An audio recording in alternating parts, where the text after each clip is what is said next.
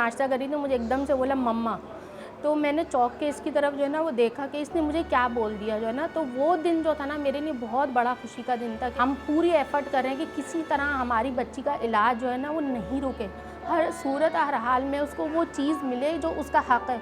उसको भी जीने का हक़ है और बच्चों की तरह उसे रहने का, उसको पढ़ने का, उसे हर काम करने का हक़ है जैसे एक आम बच्चा जो है वो करता है।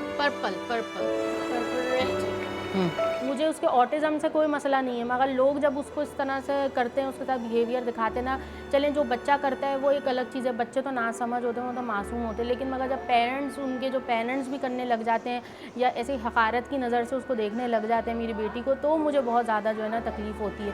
1 2 3 4 5 6 7 8। इनको छोड़े मत, इनके जो है ना ये मत देखें कि इन पे पैसा खर्च हो रहा है। ये अगर आप किसी नॉर्मल बच्चे पे आप लाखों खर्च कर देते हैं तो ये बच्चे तो ज़्यादा जो है ना ब्लेसिंग्स हैं अल्लाह की तरफ से, इनको जो है ना ये तो और ज़्यादा डिजर्विंग है। What do you see with? Wow, what do you hear with?